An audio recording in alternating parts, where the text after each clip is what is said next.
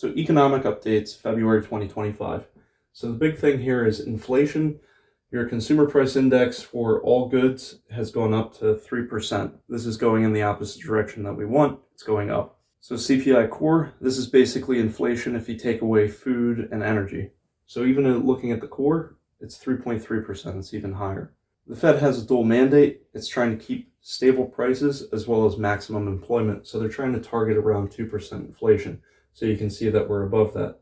Generally, what the Fed will do is they'll raise interest rates in order to bring down inflation, and they'll have fiscal tightening. Over the last 6 months, the Fed has actually reduced interest rates. So one of the concerns now is they may actually have to raise interest rates again to bring this under control.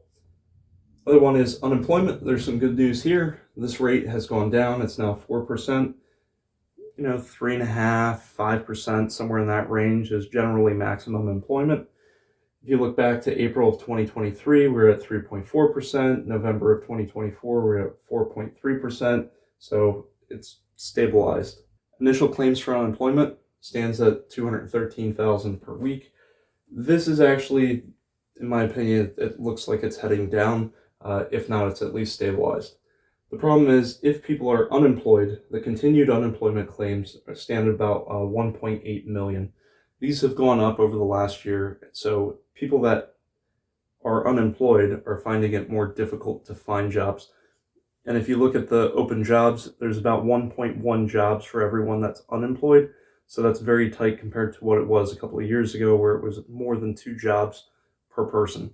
So that's becoming a little bit of a problem for people that are unemployment. They're tending to stay on unemployment. Consumer sentiment, this is good. It's improving. People are willing to spend more money. Manufacturing, this is good news. This looks like it's no longer declining. It's now slightly positive. Anything above 50 is, growth in that industry. But the one thing I'm concerned about with manufacturing, this data is looking back a month. All data is always about a month behind.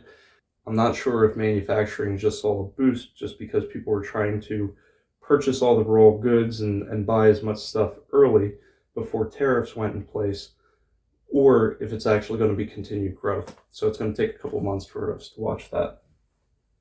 The Fed at FOMC, basically the Fed funds rate was held late January between 4.25 and 4.5. The concerns they're having is basically there's an increase in the inflation. They're seeing that as a big risk, so they don't want to drop the interest rate any lower. They also don't know what the effects of any tariffs will be, or U.S. immigration policy and things like that. There's also maybe like 50 to 75,000 government employees that may be taking a package to leave the government, so they would be losing that job. So we don't know what that effect will be, and we don't know what the effect of tariffs will be. Because there's an increased risk in inflation, and if that continues, they may have to actually increase the interest rate to help bring that down. My prediction is the FOMC March 18th and 19th meeting, I think there's going to announce no change in the federal funds rate at about 4.25% to 4.5%. The other thing to think about is the national debt. We stand at about 36 trillion or so. It's over 120% of our GDP. And we have maturing debt, but that debt now, because we don't have enough money in tax revenue, we have to sell that back, and we're selling it right around 4.5%. So let's say you have some debt, $1 trillion or several trillions of dollars. You used to spend maybe 1% on that. Now you're having to spend 4.5%. So more and more of our tax money has to go to just service the national debt, just in interest payments. We're currently running about a $2 trillion deficit every year. Basically, we're borrowing $2 trillion extra because we can't pay our bills. In the long run, that becomes concerning. So trying to balance the budget would be good. So we'll see what happens with that. It looks like the risk of a recession this year has declined. It's about a 1 in 4 chance of a recession.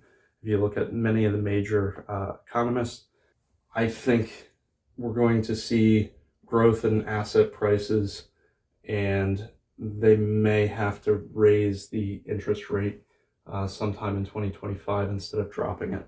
So that's something to be aware of. I'll keep an eye on this. If If you're interested in seeing updates like this, please subscribe. Thank you for watching. Have a great day.